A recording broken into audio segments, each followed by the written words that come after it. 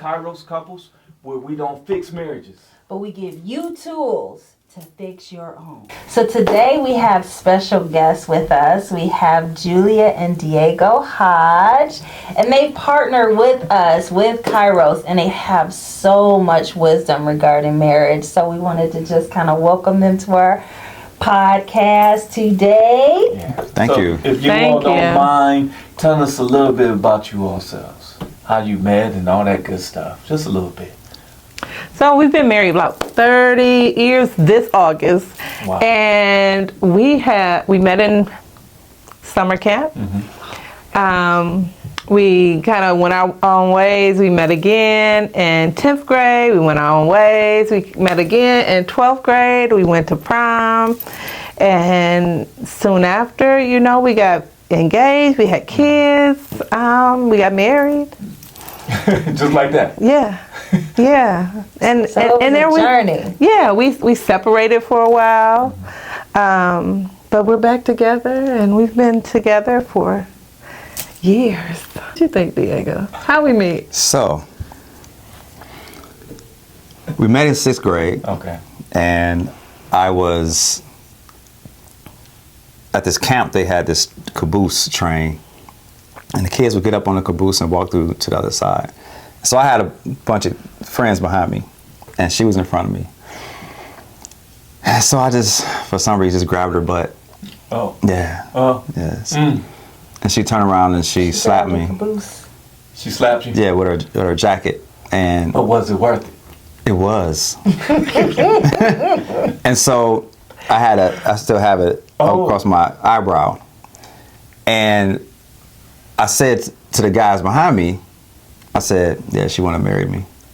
Wow. This could be my wife. Wow. What grade? This was 6th grade. 6th grade. And so part of that camp experience is they had this, it was a festival of some sort. Carnival, that's what it was, a carnival. And during this carnival, we had got played married. And that's kind of how it started. And then we kind of went our ways, and I seen her in high school, and I was working at a restaurant, and she's working at TCBY. Yogurt place. Yeah, yogurt place. And I would go over there and trade meals for yogurt. Not with me. Not with her. And that's when I seen her, and then we just kind of reconnected. That's good. That's good. Listen, you all, we know them for a while now, and got to hear their journey.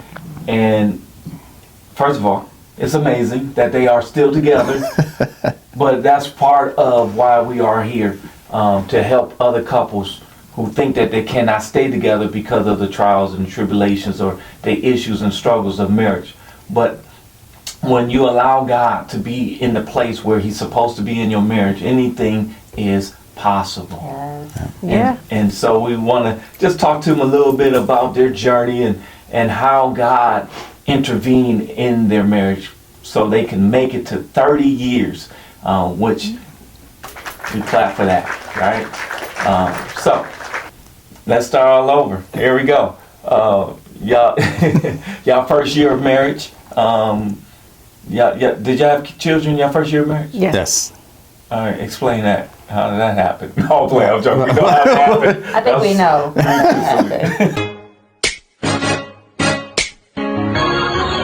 But your first year of marriage, you all have baby girl. Boy. Baby boy. Yes.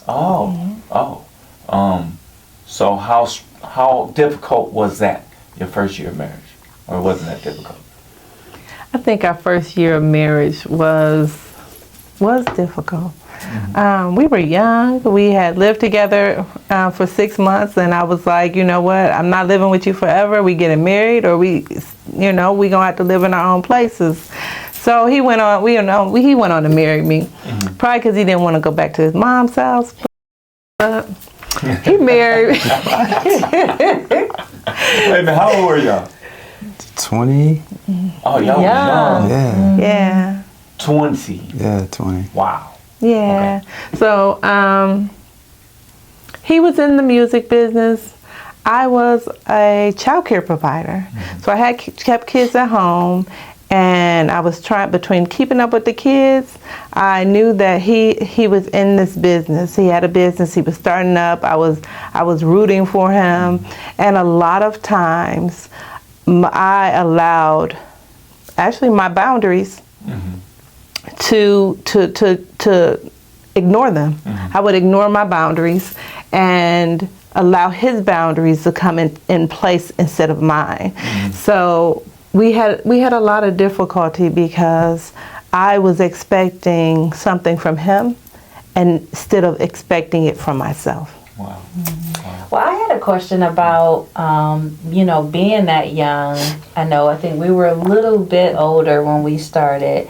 The communication styles and what your communication styles were even at that point. So how you were raised and how that played a part in your marriage when you guys first got together. Oh, you want to start? So I was raised. When I was young, my dad was around, and my mom and dad got separated once I became a teenager. And so from that point on, kind of in those years, my mom really raised me. And I had two sisters that lived with me, and so I was the only boy. And I mean, I was barely home. And so how I communicated was how the streets communicate. Yeah.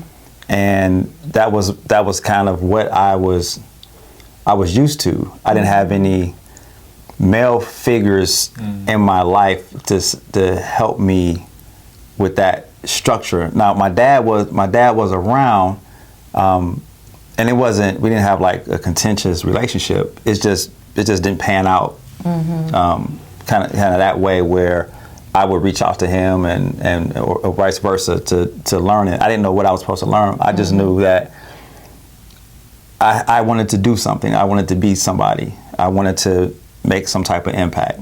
And I was going to go and do whatever I had to do to make it. And so I didn't really have a communication style. I wasn't brought up to be transparent.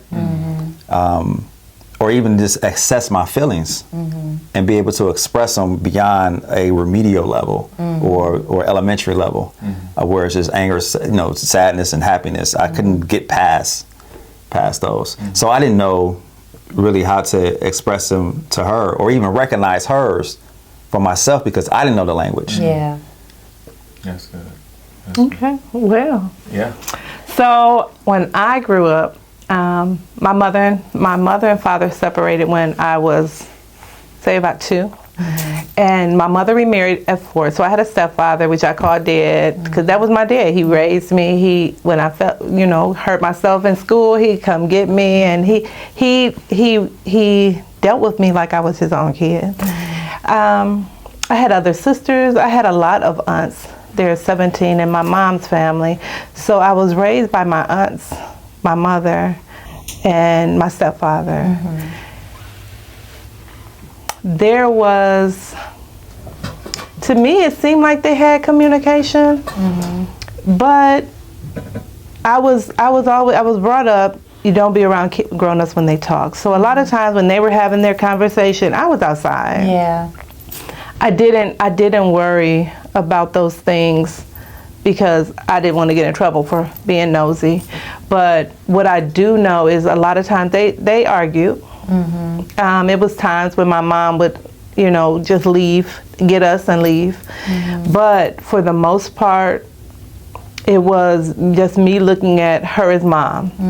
My dad is dead, and I would have my aunts feedback. But we were also pushed by our aunts and my mother that women should be strong. They should be able to support themselves. And basically, you don't need a man for nothing. You don't have to take anything. And you know what? If anything, you have a man and you make sure you have a side piece or a side guy, not necessarily to sleep with, but if all else fail, you know where to go. You got a backup plan. What do you mean by that? So, yeah. First of all, never heard it from a woman's side, because we always hear it from the guy's side. Right. You always got a side piece. So to hear a lady say it, I feel some kind of way right now. I'm offended. Oh my God. Women. But that's what's up. So in communication, sometimes you just don't know what you don't know. Right. And so I guess for us, you know, when do we get to that? How do we get to that realization that, okay, hey, there's something that we don't know, and then there's a better way? Like, what was the glaring piece for us that we didn't know the correct way, and we needed to know something that we didn't know? So when was the aha moment for us? When we stopped talking to each other. Yeah. Like something has to change because we're not communicating. We were I was the one running away and she was the one running too, and it just wasn't working out for either one of us. Yeah. And so I think you was touching a little bit on it before we start recording, but most of our experiences come from childhood experiences, whether good or bad.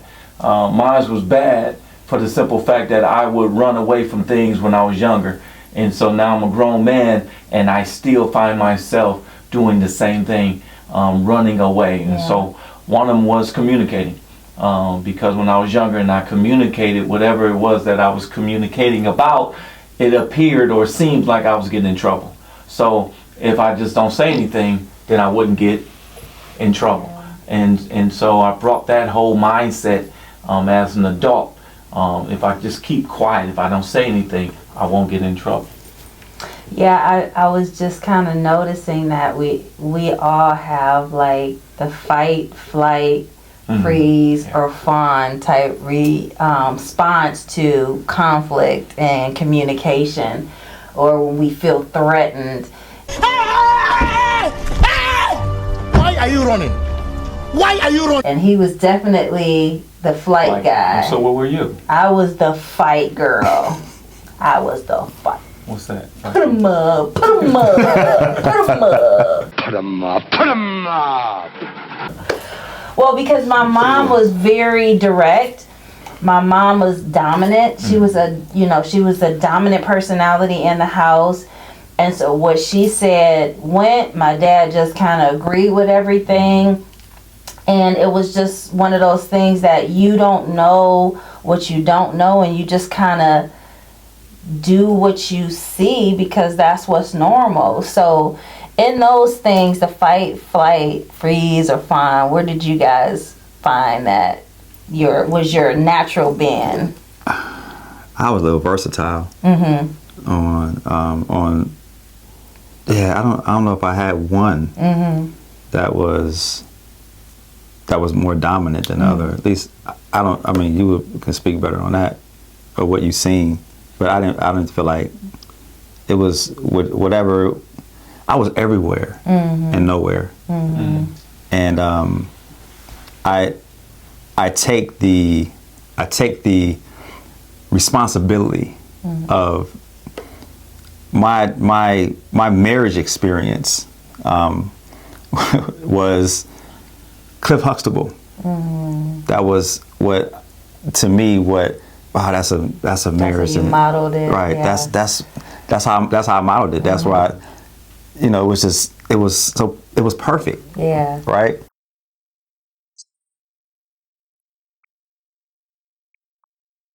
But at the same time, to me it was perfect because they were married. We didn't see the work that was involved. It's like we married, so it's supposed to be like this. Right, automatic. And if it's not like this, then this the wrong person. Yes. Yeah. And not even I'm the wrong person, Yeah. but this might be the wrong person.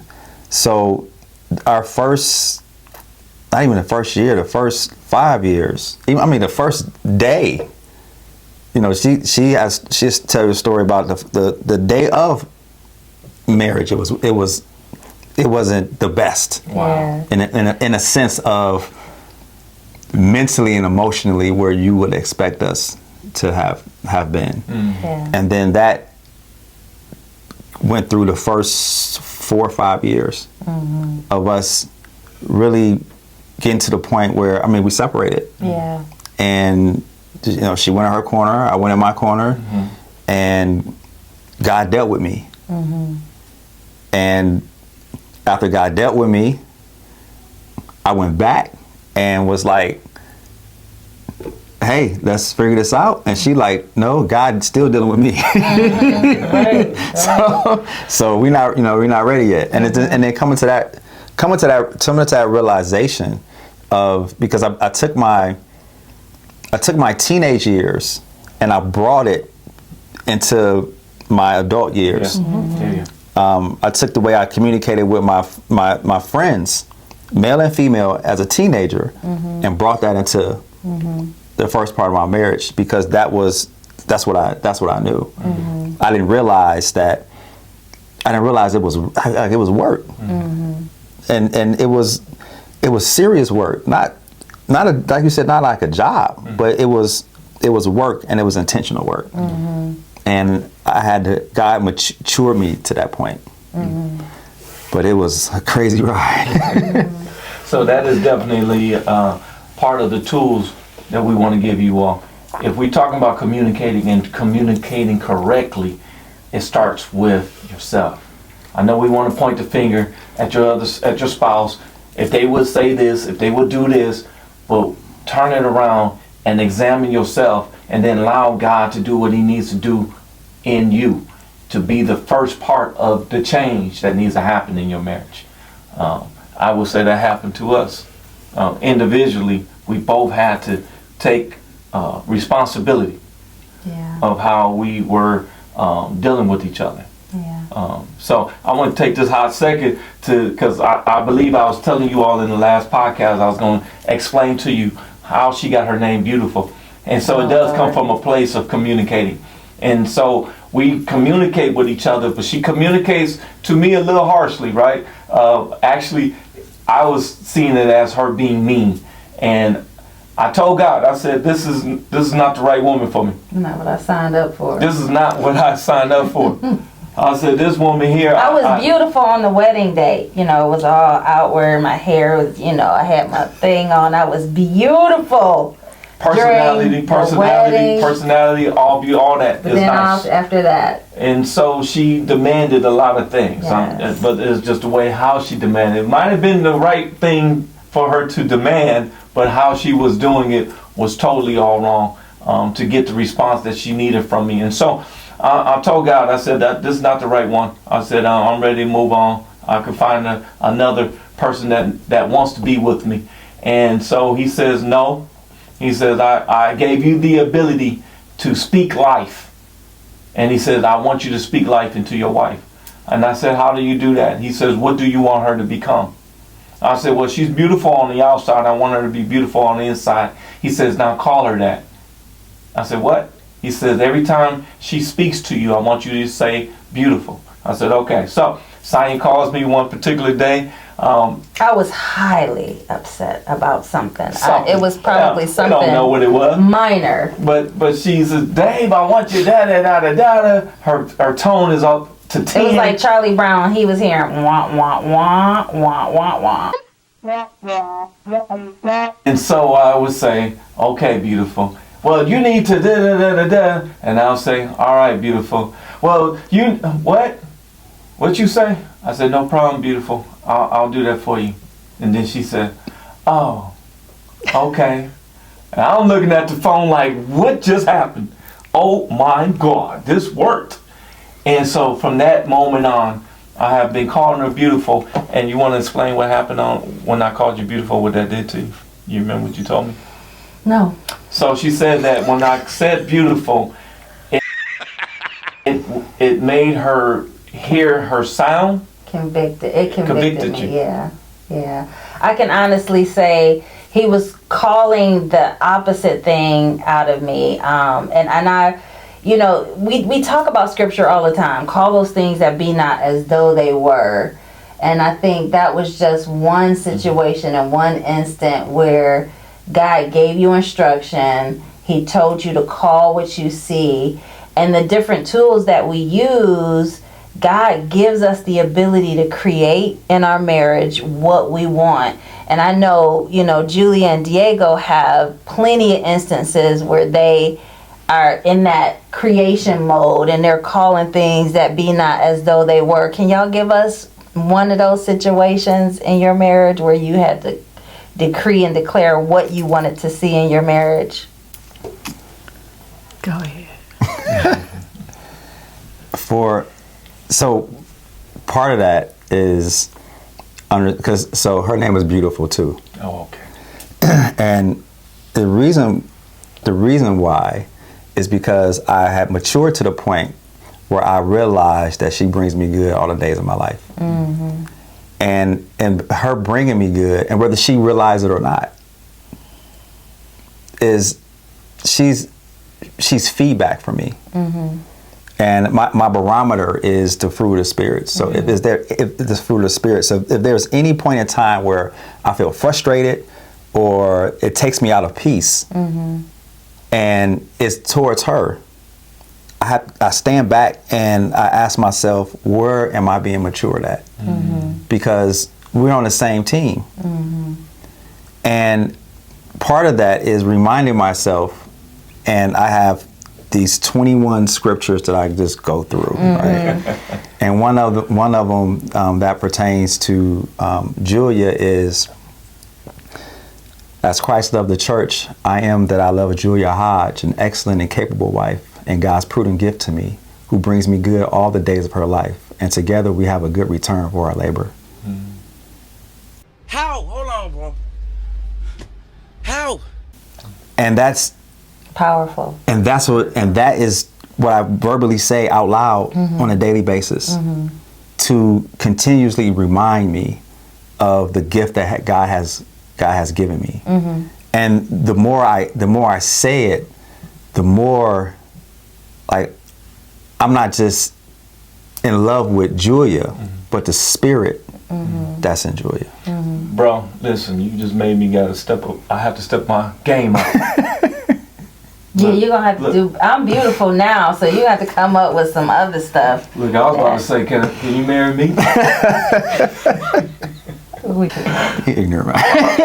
Powerful moment. Powerful moment. No, that's good stuff right there. That's good stuff. To write it down and then speak it out loud that your wife can hear it, and to see it come to pass. Yeah.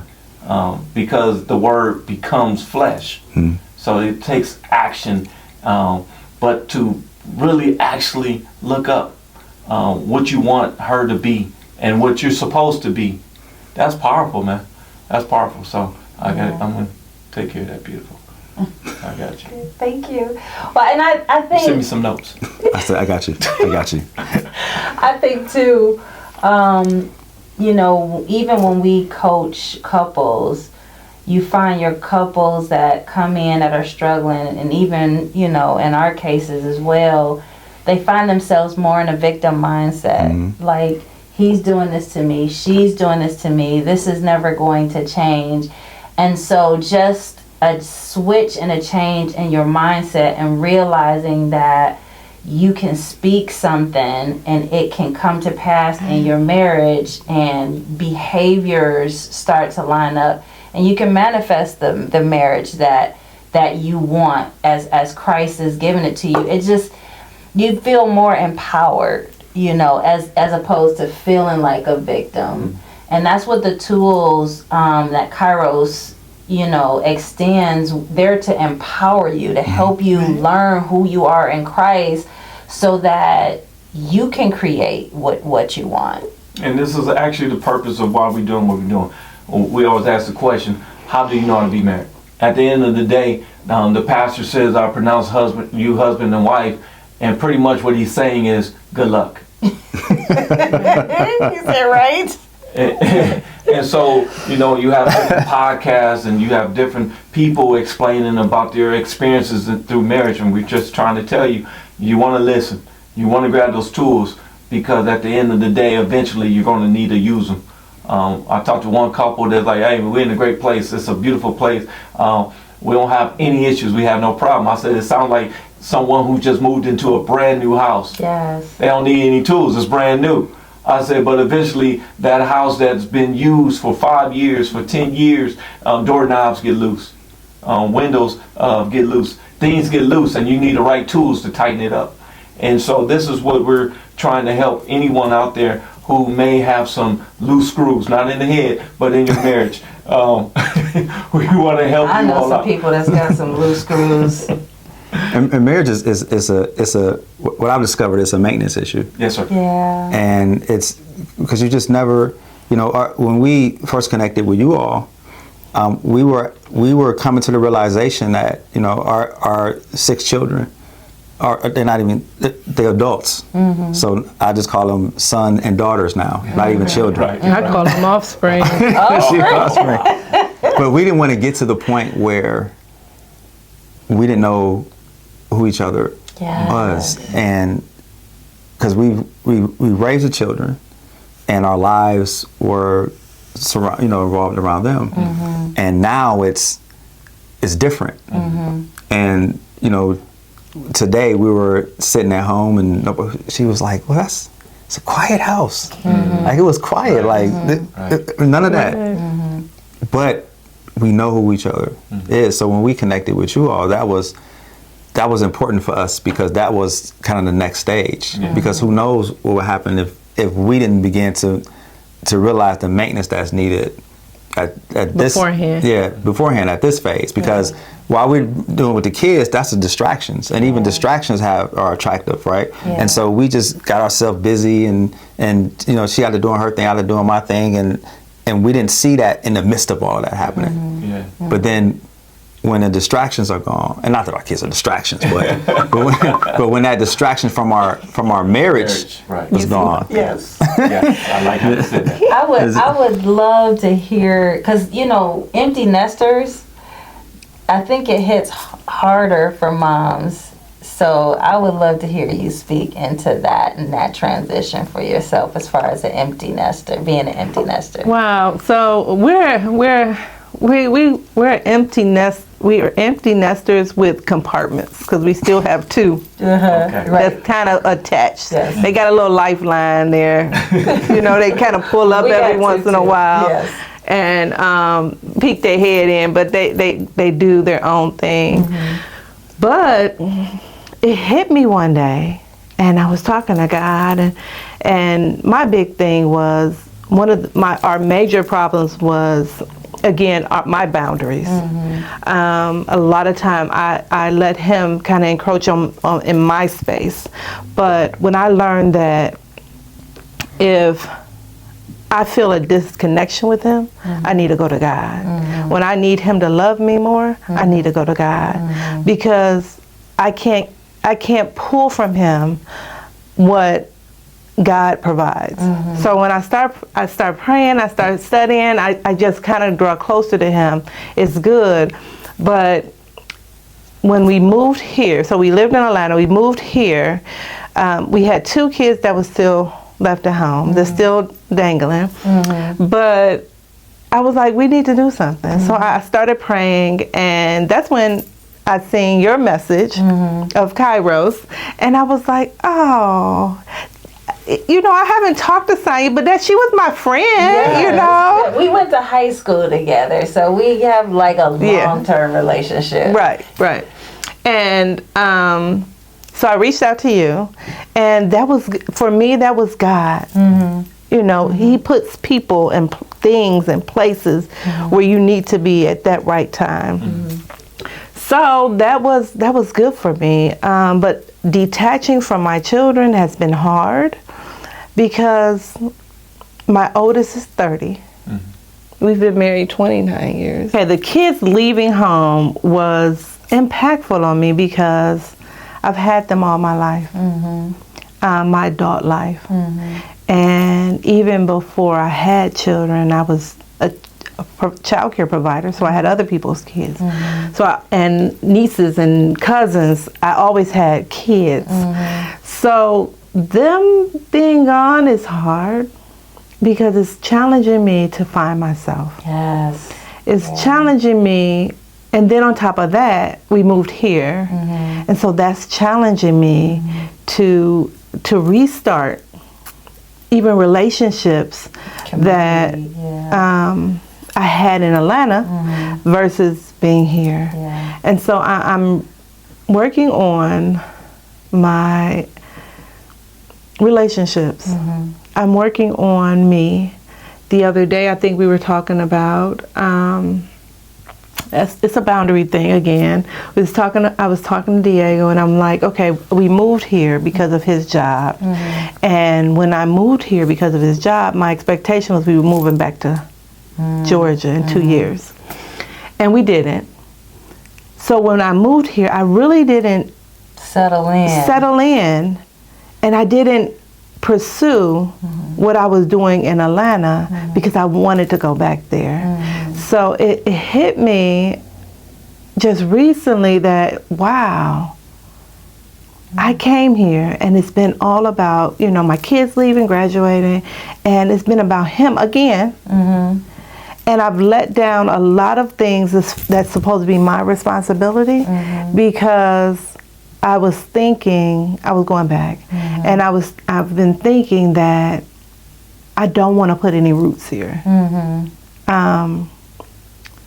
So it's just been hard. It's been hard with my business, and I was getting ready to open up a big facility and had clients. So even here, I don't have that, that push. And then COVID hit. Yeah. So it's really challenging me on being mindful of my responsibilities in our relationship, making sure we keep our connection of communication, but I set up boundaries and I set up goals and stuff for myself. So you don't get lost. So I don't get lost into feeding off of him. Yeah. So it sounds like you were dealing with an identity crisis as a wife, not as a mother. It sounded like you knew what you were supposed to do as a mother, but once you stop mothering, who are you, right? Is that kind of somewhat where you? Yeah, and then I found out, hey, I don't need to be a mother. I'm a grandma too, and so then I started having all the grandkids at the house, and Diego's like, oh. You see how he looking? Yeah, he's this like, nest is not so empty. Right. So he's like, you know what? It'll be nice if we could just decide that one weekend we can go and get the kids instead of them just being here all the time. Yeah. So I had, it was kids again. I had to disconnect from the grandkids, but it's me finding myself. I got you. So this is my question then, Diego.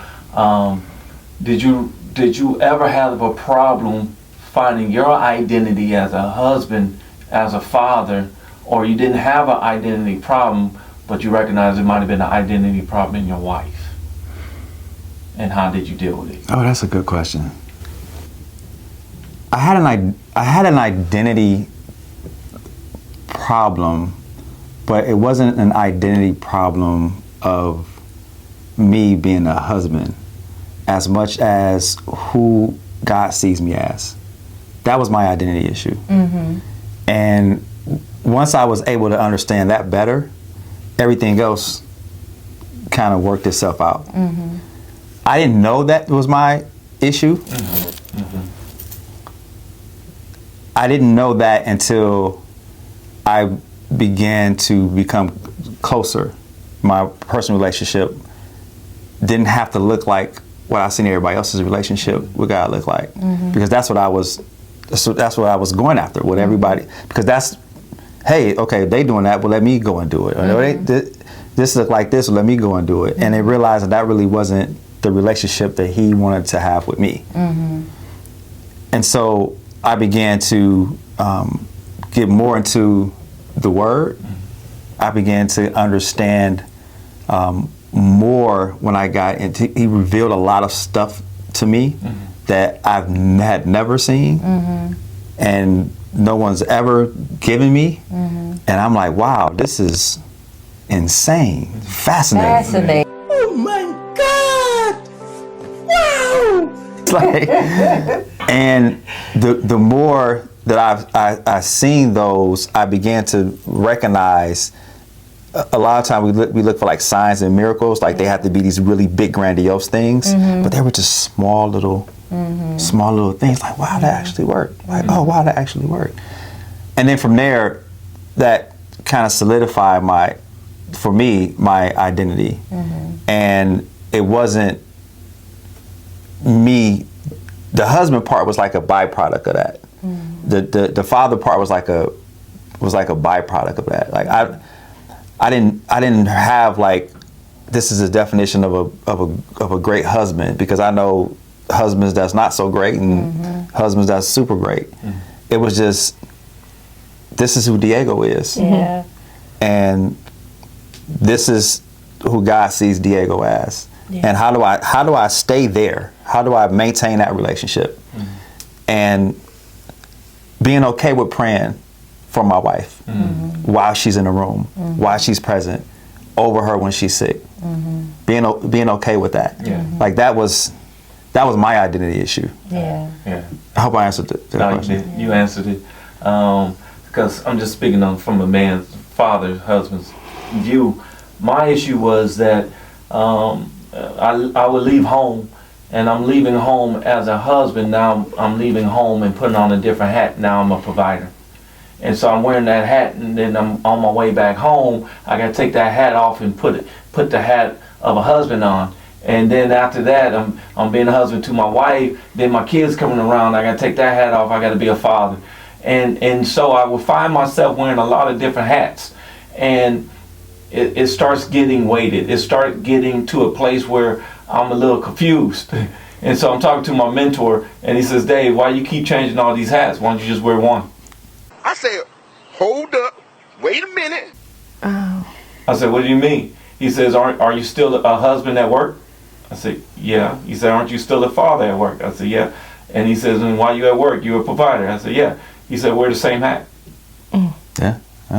And so it just helped me to understand when I came home, I'm still that same guy. I didn't have to change. I'm always that guy, regardless of wherever I am. And so I was losing my identity because I wasn't quite sure which one I was supposed to be at that time. But you are all of those. All those at all the time. Yeah. So. And as men in marriages, we this leadership position of leading our families. And with leadership, kind of what I discovered was that when we create this, we don't have responsibility, we create responsibility.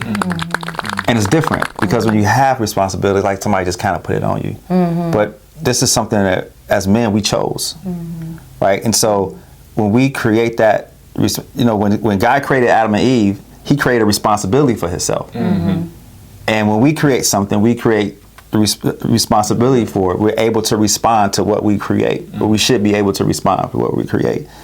And it used to get frustrating because as a man, I love my wife, but there's some things that I'll talk to her about that she will listen, but she won't necessarily understand because it's from a man's point of view. And so that's why I like Men of Valor, because you have these men from all different backgrounds. And if we're frustrated, if I'm tired of taking the garbage out, then I'll just say it there. If I'm tired of taking the garbage out, I'll just say it there. And when I come back, home to my wife, then everything is good. Everything's great. I love taking the garbage out. My cousin told me, he said, sometimes just go behind the garage and cry, and then come back from behind you good. And so that's that place. So I think that as men, as husbands especially, we need that outlet, and wives need it. Wives need it too. Yes. Yeah. It's that before we got married, it was this individual, right? Then we become one, but there's still some individuality Yes. in that. Yes. To bring in order for me to bring 100%, or for her to bring 100%, like you say, to bring 100% to the table, there's some things individually that God is dealing with us with, and sometimes it takes other productive wives, other productive husbands to really get together and create an environment that's conducive to beautiful marriages and perfected marriages from the standpoint of maturity. Yeah. That's good. Yeah.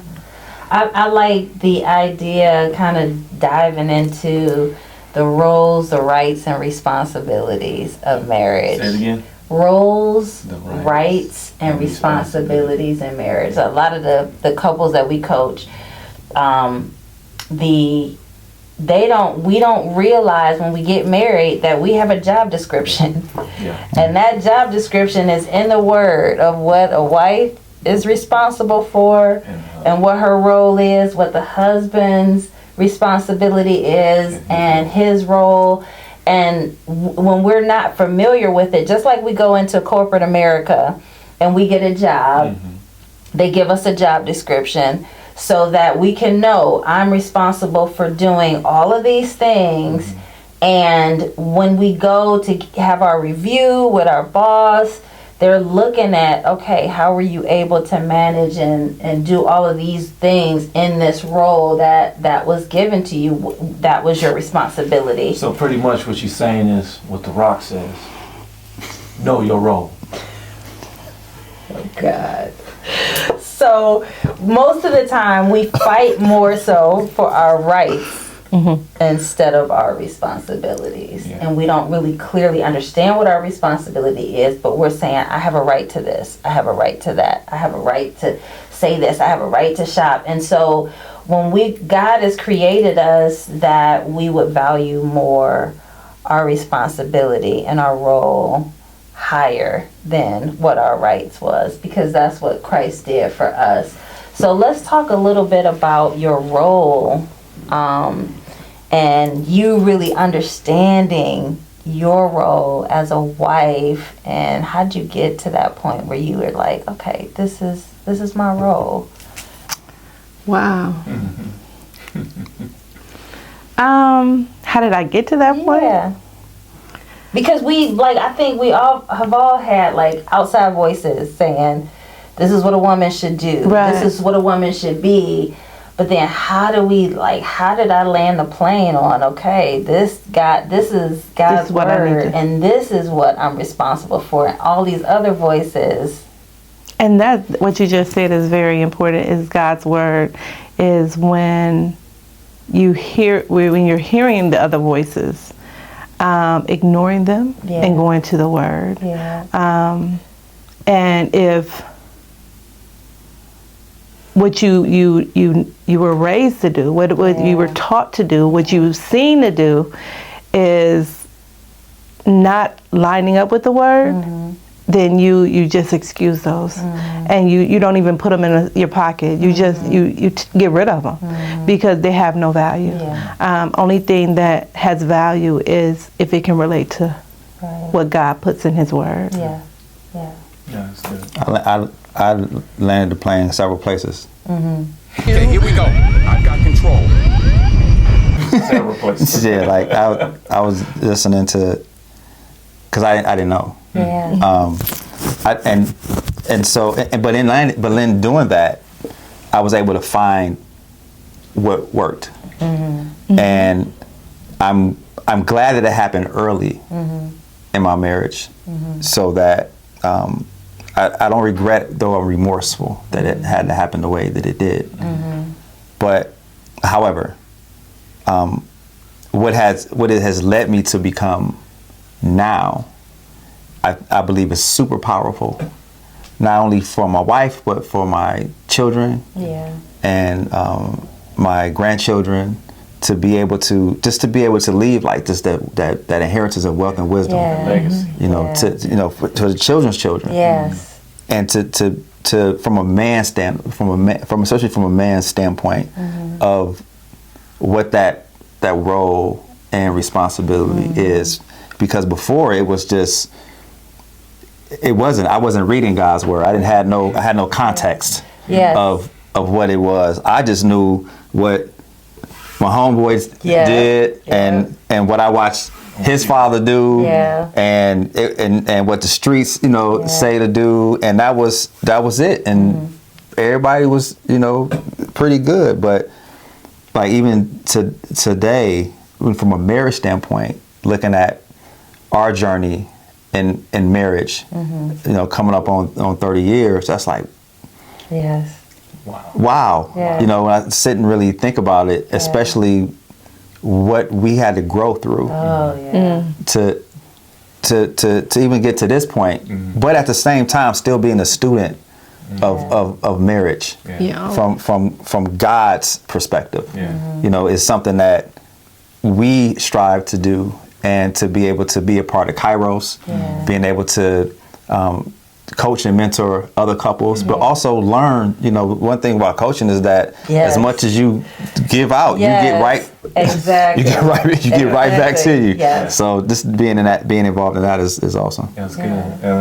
One of the things we always talk about, a good teacher once was a good student, and a good student becomes a good teacher, but a good teacher is always a good student. Yeah. And so learning from my father of how to be a husband. My father is from the generation of 1934. That's when he was born. But his father was born in 1896, if I'm not mistaken. And to come from the concept or the mindset that they had at that time as husbands, to be that provider. Yeah. And providing means that I love you without have to say that I love you. And so I didn't know how to be intimate. What man knows how to be intimate with a woman if we're supposed to be taught by our fathers? Our fathers don't teach us, say, son, I'm going to teach you how to be intimate. I'm going to teach you how to be romantic. Which is different from lust. So there's intimacy and lustfulness. So Yes. I think we learn lust easily. Easy. Super easy. But because I'm doing full circle, we talk about communication. Because I didn't know how to be romantic, because I didn't know how to be intimate, how would I learn how to be? And that's where the communication comes back in, right? Yes. Your spouse should be a safe place to where you should feel free enough to say, hey, babe, teach me how to love you the way you need to be loved. Show me how to love you the way you need to be loved. It shouldn't be a guessing game. It could be a chasing game, but don't let it be a guessing game and then you upset because he didn't guess right. Yeah. And so in that communication and making sure we're in a safe place, I appreciate you for teaching me how to love you, how to be intimate. Yeah.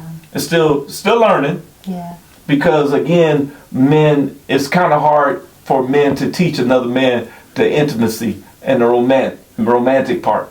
And so I have two sons, and I'm hoping that they're watching and observing how it is done, but I actually never had that talk. That's weird. It's not like the talk. But it's different too. And I'm not sure if you had mentioned this to me or someone else had mentioned it to me. But I'm watching my granddaughter.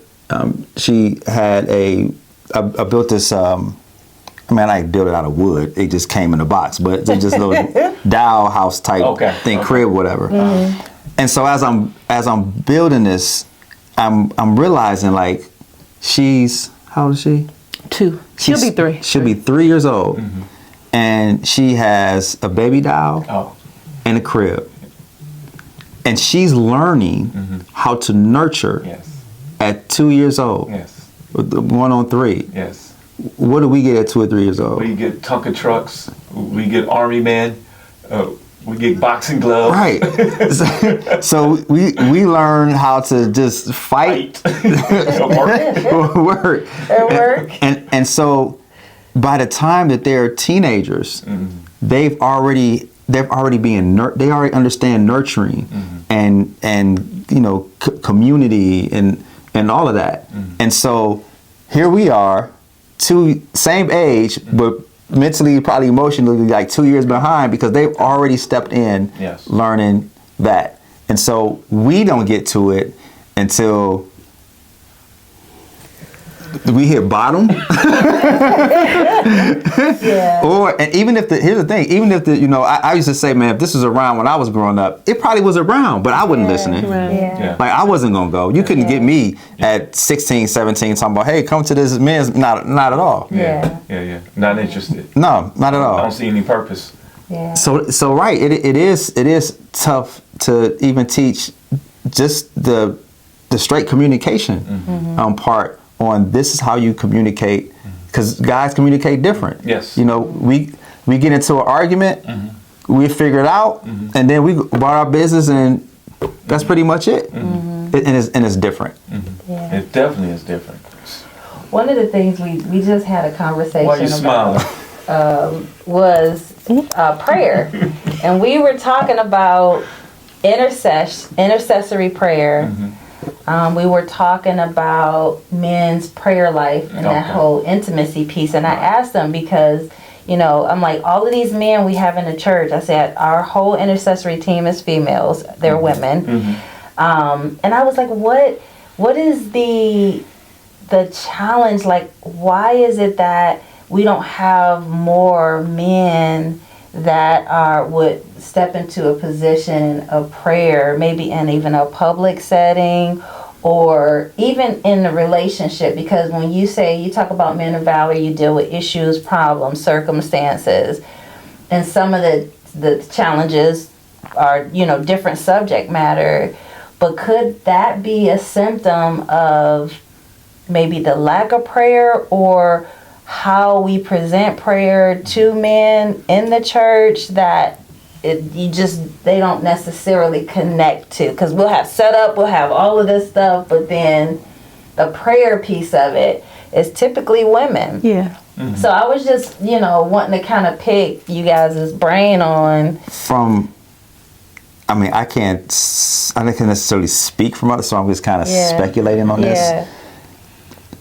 To pick up something in church and move it is pretty simple. I don't need to have necessarily confidence to do that. Men don't necessarily like to be wrong. We okay with being wrong, but we don't necessarily like to be. And we want to have confidence into going into something. Yeah. So it's not, I don't believe it's being scared of prayer, but not really confident in prayer. Got it. Or in a position where it's even understood. Like we pray, we do the Lord's Prayer, but it's almost like second nature because you learn it. Yeah. But really to have your own sort of prayer life generally for a man, I think it's tough. Yeah. To get eventually to that, to that point. Even for like a lot of pastors, is outside of praying because it's in front of the pulpit or whatever, but really get into like I had a challenge of being in hospitals praying because it was just I didn't feel comfortable. I didn't know what to do. I had no control. That's basically what I had, no control of the outcome. Yeah. I was gonna say that's probably one of the hardest things for a man to do is that you want me to pray, and what you hear, it should come to pass. When I put my hands to something, I know it's going to work. Right, exactly. I can work it, but now you're saying I got to release it and trust and believe that God is going to work it on my behalf. That's a tough place for a man. Here's the second part. I asked the guys, we do Man of Valor here in Cleveland. I asked the men, I said, how often should you go get a checkup from the doctor? And when you look it up, that men at the age of 30 should go see the doctor one every 3 years. If you're 40 plus to 50, you should see a doctor twice every 2 years. And if you are 50 plus, once every year. And so why do you go to the doctors? Because you got to get examined just in case something that's bad and you won't get worse. And I said, well, if you're going to use the doctor as an example of how you should see God, and God being your doctor, how often should you go see him? Because you have something that's bad that you don't want to get worse. Should you see him once every 3 years, twice every 2 years, or once every year? And if you do that, that's not a good place. That's not a good thing. Mm-hmm. So the question to the men is, why don't you go see the doctor? And the gist of it is, it's an inconvenience. Yeah. It's an inconvenience. Not about just the news of hearing something bad, but it's an inconvenience that I got to go out of my workday, things I've been doing, things that I could accomplish to go see the doctor at 1 o'clock, 12 o'clock, 3 o'clock in the afternoon when I got other things to do. And so when it comes to prayer, it could become inconvenience. Mm-hmm. Because just like a doctor, the doctor got to examine you to see if what's wrong, to make sure everything is okay. And so prayer is the same way. It examines yourself to see what's wrong. I got to go through a self-examination. Yeah. Mm-hmm. Once every year, twice every 2 years, or once every year. And I got to do it every day. Mm-hmm. So prayer for men, it becomes an inconvenience. And so I call it a drive-by prayer. I pray all day long, but that personal set aside that time just for God, that's a hard place. But I can do it all day long. Father God, I just thank you for this couple right now. I just prayed. I'm done. You move on. Mm-hmm. And I can keep doing that throughout the whole entire day. But to sit down and examine yourself every day, the intimacy. Because that was what you guys were saying, is like the intimacy. We grew up with it, but then for you guys it's foreign, but it's required when we're talking about the secret place. Mm-hmm. And what do I say? Right? Yeah. It's like what do I say? Yeah. And if I don't, well, one, is you speak God's word. Yes. If you don't know God's word, and now you start speaking from thought. Yes. Eventually you run out of things to say because you run out of things to think about saying. Mm-hmm. Yeah. And now it's like, well, I don't even know what to say. Mm-hmm. Yeah. This is where you could be a room full of people who want to pray. They're with their head down. Like, don't look at me. Don't look at me. I'm invisible. Because what do I say? Yeah. And what do people think about what I say? Mm-hmm. And that's the biggest thing. Like, I'm about to pray for this person. What do they really think about what I'm saying? Mm-hmm. Like, to me, stage fright, people that's afraid to speak in front of people. Yeah. I don't think they're afraid to speak in front of people. They just afraid of what people think about what they're going to say. Yeah. Because if I take a mother of 6 who's afraid to speak in public and put her on stage and say, tell me about all 6 of your children and what they done to your life, she will not stop talking. Yeah. Because she knows what she's been through. And from a man's standpoint, it's like, I know what I've been through, but I don't know if I want to share it. I don't know what to say about it. And I definitely don't know what God's words say about it. So yeah, that's good. I'm good. So full circle again, my communication with my wife comes from that place. I'm not sure how she's going to receive what I'm saying. So I'm better off not saying anything. Shutting down. I'll shut down. And then she'll say something of this nature.